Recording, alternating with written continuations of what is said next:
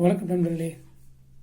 இன்று தமிழனின் கவிதை சோலையில் மீண்டும் ஒரு அழகான கவிதையை உங்களுக்காக வாசிப்பதில் பெருமகிழ்ச்சி கொள்கிறேன். நான் கவிஞர் அதிரன், கவிதைகளின் காதலன். இன்று நான் படிக்க இருக்கும் கவிதையின் தலைப்பு ஊரடங்கு. கவிதையை எழுதியவர் கவிஞர் ரவி சுப்பிரமணியம். வாருங்கள் கவிதைக்குள் செல்லலாம். வானத்து மேகங்கள் அலையவில்லை, சூரியனை காணவில்லை. வானத்து மேகங்கள் அலையவில்லை, சூரியனை காணவில்லை. என்னாயிற்று இந்த மரங்களுக்கு சன்னமாய் அசையும் இலைகள்? என்னாயிற்று இந்த மரங்களுக்கு சன்னமாய் அசையும் இலைகள்? காவல் வாகனங்களைத் தவிர எதுவுமோடா சாலைகள். காவல் வாகனங்களைத் தவிர எதுவுமோடா சாலைகள். மனிதர்கள் நடமாட்டம் மட்டுமல்ல, ஆடு மாடுகள் கோழி நாய்களும். மனிதர்கள் நடமாட்டம் மட்டுமல்ல, ஆடு மாடுகளும் கோழி நாய்களும். தூசு தும்பு சப்தங்கள் எதுவும் இல்லை. தூசு தும்பு சப்தங்கள் எதுவும் இல்லை.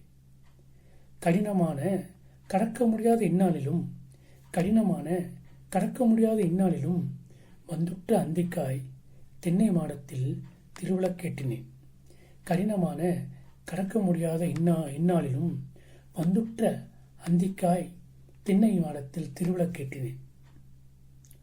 காற்றோடும் இருளோடும் இணைந்து வந்ததொரு இனம்புரியா வீதியில், காற்றோடும் இருளோடும் இணைந்து வந்ததொரு இனம்புரியா வீதியில் சதுரத்துள் படபடுக்கிறது சுடர்.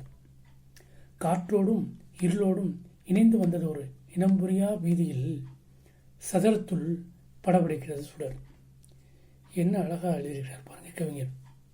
ஒரு ஊரடங்கு அறிவிக்கப்பட்டால் அந்த ஊரில் நடக்கக்கூடிய சம்பவங்களை அழகாக சொல்லிக்கொண்டே வந்து கடைசியில் இத்தனை பிரச்சனைக்கு பின்னாலும் தவறாது வந்த அந்த அந்திக்காக அவர் ஒரு மாடத்திலே விளக்கேற்றி வைக்கிறாராம்.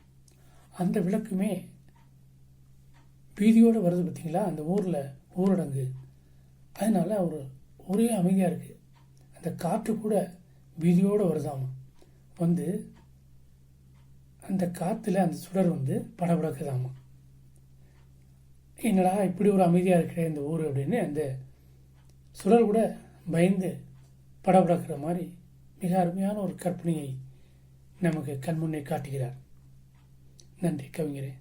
மீண்டும் இதுபோல நல்லதொரு கவிதையில் உங்களை சந்திக்கும் வரை உங்களிடமிருந்து வணக்கம் கூடி விடைபெறுவது உங்கள் அன்பு கவிஞன் அதிரன்.